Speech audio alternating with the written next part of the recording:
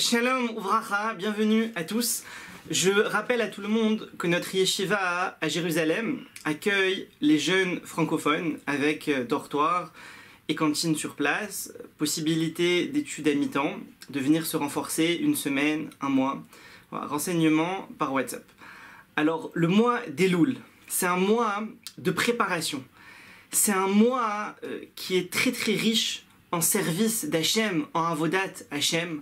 Et on se prépare parce qu'à chaque fois qu'il y a quelque chose d'important, alors il y a une préparation qui doit avoir lieu avant. On a Shabbat, donc tout le vendredi, on prépare Shabbat. La Gemara nous dit dans Brachot, Chassidim Arishonim Ayu Shoim Sha'achat ou Mitpalelim, que les premiers Chassidim à l'époque, avant de prier, avant de faire leur Amida, ils prenaient 1 heure à se préparer, 1 heure où ils étaient complètement dans la préparation à la Tfila. Parce qu'il y a quelque chose. Et là, il y a Rosh Hashanah. Donc avant Rosh Hashanah, nous on prend 1 mois entier de préparation. Et plus la préparation, elle est forte, et plus le résultat, l'impact au moment de Rosh Hashanah, alors il sera grand. Alors, il y a une fois un Admour qui était sur le chemin avec sa Chavruta, son compagnon d'études. Et là, en passant, il voit un aubergiste non-juif, une sorte d'hôtel, restaurant. Ça appartenait à un non-juif. Et il voit le patron, avec tous les employés autour, et il s'adresse à eux, il leur dit « Écoutez, ce mois-ci, c'était le mois des fêtes des non-juifs. Il leur dit ce mois-ci, celui qui travaille un maximum, celui qui bosse à fond, alors le reste de l'année, il est tranquille. Mais celui qui bosse pas à fond, le reste de l'année, il devra aussi travailler. Parce que c'est le mois où on fait l'argent pour toute l'année. » Et là, l'Admour, en voyant ça, alors tout de suite, il a pris ça pour ramener ça dans la Torah, dans le service d'Hachem, et il a dit, ça, c'est le mois d'Elul.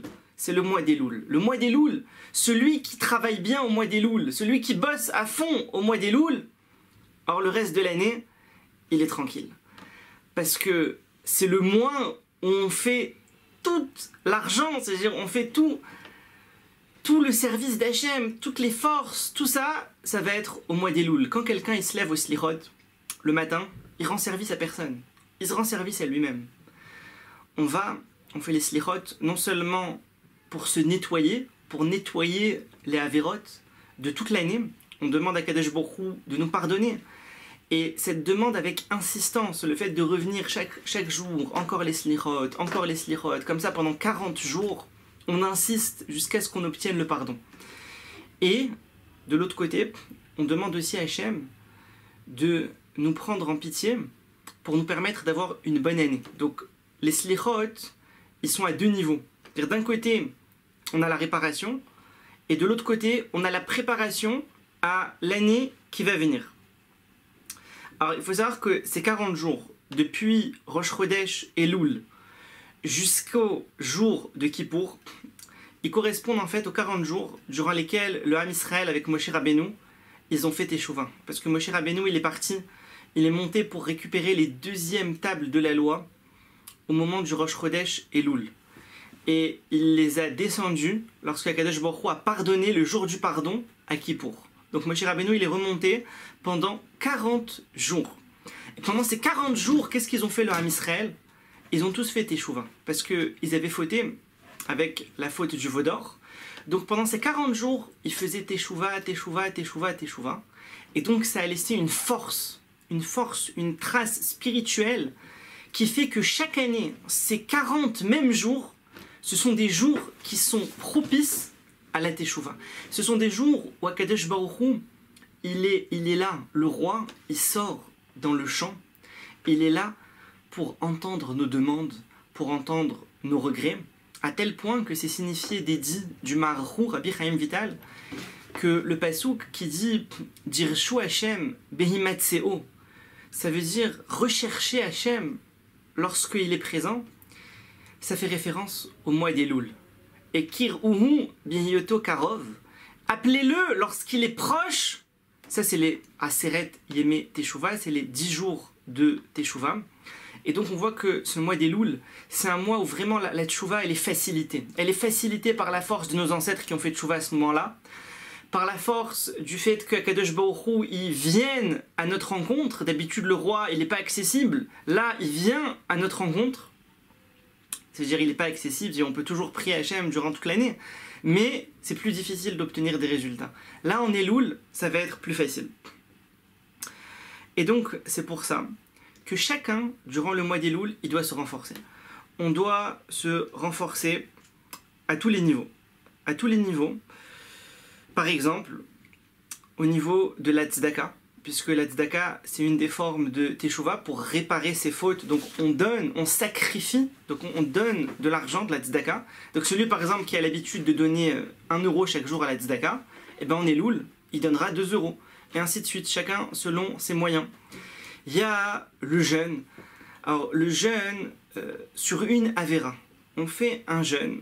Une journée de jeûne, on l'a fait pour réparer une avéra, pas pour réparer 2, 3 ou plusieurs avéras. C'est une avéra, mais c'est bien sûr à condition que quelqu'un qu'il puisse faire une journée entière, et cette journée-là, qu'il puisse aussi quand même étudier, continuer à faire ce qu'il faut faire, et bien sûr à condition qu'il ait abandonné la avéra depuis déjà un bon moment, et qu'il se sent assez fort pour ne pas recommencer la avéra. Parce que si quelqu'un il continue la avéra, cette journée de jeûne, elle sert à rien. C'est par exemple quelqu'un qui n'a pas mangé kasher pendant des années. Et voilà qu'il veut faire un jour de jeûne pour réparer ça. Alors si ça fait déjà 3, 4 ans qu'il mange kasher, qu'il a étudié les lois sur la cacheroute, qu'il fait attention, qu'il est vigilant, donc il s'est déjà éloigné de la avéra. Alors là, pourquoi pas, il peut faire un jour pour réparer toutes ces années-là où il n'a pas mangé kasher. Ce sera un jour spécialement sur la cacheroute. Maintenant, il faudrait faire un cours sur tout ce sujet du jeûne. C'est très vaste. Mais en tout cas, celui qui ne peut pas, il y a le jeûne de la parole, qui est aussi très très grand, qui est quelque chose aussi de formidable. Donc là-dessus aussi, se renforcer en Elul. La lecture des Tehillim, chacun essayer de lire un peu plus, chacun comme il peut, à son niveau. Alors, aussi... Mida Keneged Mida. Nous, en Elul, on se prépare à Rosh Hashanah. Donc on veut à Rosh Hashanah que Kadosh Baruch Hu il nous pardonne, qu'il laisse passer. On a un principe dans la Torah. Mida Keneged Mida. Mesure pour mesure. Comme tu te comportes, alors on se comporte avec toi. Si toi tu laisses passer, alors Kadosh Baruch Hu aussi il laisse passer. C'est vrai que l'autre, il t'a fait du mal. Il t'a fait quelque chose de pas bien. Et il a tort, et toi tu as raison. Mais malgré tout, tu laisses passer. Alors c'est la même chose. À Kadosh Baruch Hu aussi, quelqu'un il a fait des choses affreuses. Il a fait des avérotes terribles. Et à Kadosh Baruch Hu, il lui demande, Hachem, laisse passer. Alors si toi aussi tu laisses passer, Hachem aussi il laisse passer. Alors, on a aussi le mikvé, qui est aussi une forme de teshuva pour se purifier. Donc aussi celui qui n'a pas l'habitude d'aller au mikvé, alors il essaiera de se renforcer. Celui qui va 1 fois par semaine, il ira d'aller 2 fois par semaine. Celui qui va pas du tout, alors il essaiera au moins d'aller 1 fois par semaine. Et tout ça, en fait, toute cette préparation, c'est ça qui va nous donner les forces pour la tfila de Rosh Hashanah et de Kippour, pour qu'on ait les forces pour faire une belle tfila, pour être concentré. Et aussi l'impact de la tfila, ça va dépendre de la préparation, ça va dépendre de ce mois de Elul. Alors il y a aussi la préparation physique, puisque avant Rosh Hashanah, on se coupe les cheveux, on se coupe les ongles, on va au mikvé, très très important, celui même qui va jamais, alors au moins avant Rosh Hashanah, il faut qu'il y aille. On achète des nouveaux habits pour honorer ces jours de Yom Tov, pour bien démarrer la nouvelle année, des nouveaux habits, des nouvelles chaussures. On achète un nouveau talit katan, talit gadol, chacun ce qu'il a besoin. On a l'habitude aussi au mois d'Elul de faire vérifier les mezuzot et les tfilines. Comme ça, nous, on veut arriver propre à Rosh Hashanah. On ne veut pas qu'il y ait quelque chose. Sa mezuzah, elle n'était pas cachère, mais il ne le savait pas. Cette tfiline, il y avait un problème, mais il ne le savait pas. Donc, on arrange tout en Elul pour arriver à Rosh Hashanah propre. Alors, je vous invite à tous à consulter notre site Torah Temet, qui est écrit au-dessus de la vidéo. Vous y trouverez une rubrique sur la yeshiva, l'inscription au Shidurim gratuite et à votre disposition Tfilin, Mezuzot, Sefer Torah et plusieurs autres rubriques. Tevorechou, mi Pia Elion, soyez bénis de la bouche d'Hachem. À bientôt.